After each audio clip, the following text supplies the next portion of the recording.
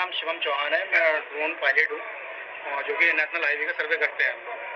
तो अभी मैं ना पलटन से स्टार्ट किया था और स्टार्ट नहीं हो पाया था मेरा गांव।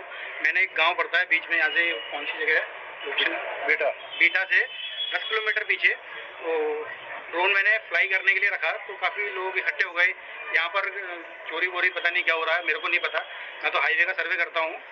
तो और ये यहाँ तक सर्वे होता है। अभी मेरे पास लेटर मेरे को लेना है, वो लाके मैं यहाँ पे अप्रूवल कराता हूँ, उसके बाद फ्लाई करूँगा।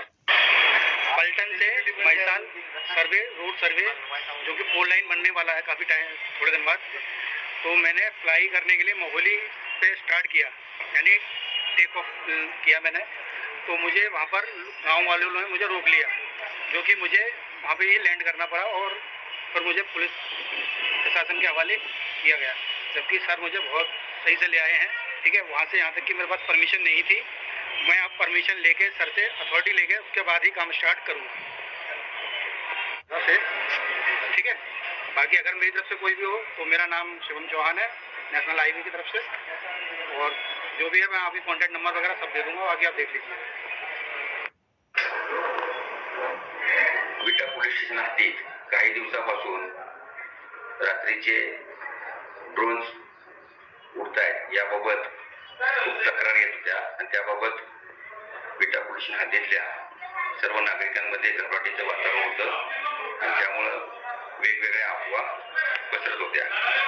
आज मायनी रोड माऊली या ठिकाणी भारत सर्व्हायव्हिंग अँड इंजिनिअरिंग नवी दिल्ली या कंपनीनं ॲडमिशन कंपनी प्रालिमिटेड दिल्ली ही जी कंपनी आहे ते ड्रोन सर्वेचं काम करते।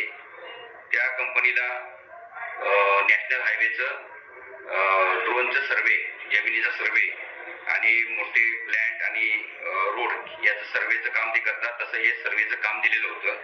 त्याकरता त्या कंपनीचा ड्रोन पायलट शिवम चव्हाण हा आज माऊली या ठिकाणी त्यांना फलटण ते म्हैसाळ असा ड्रोन सर्वे करण्याकरता कंपनीनं पाठवलेलं होतं आणि त्यानं मायनी जवळील माऊली या ठिकाणी ड्रोन उडवला आणि थोड्याच वेळात पाऊस आल्यामुळं तो ड्रोन त्यानं लँड केला।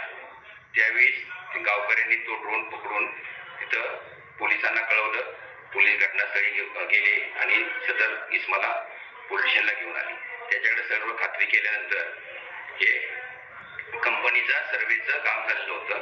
त्याबाबत त्याच्याकडे परमिशनची माहिती घेतली तर त्या सदर शिवम चव्हाण या इसमानं कंपनीच्या त्याला इथं परमिशन घ्यायला लागते याबाबत कुठलीही माहिती नसल्याचे सांगितल्यानं त्याला योग्य ती परमिशन घेऊन सदरचं काम करण्याबाबत सूचित करण्यात आलेलं आहे।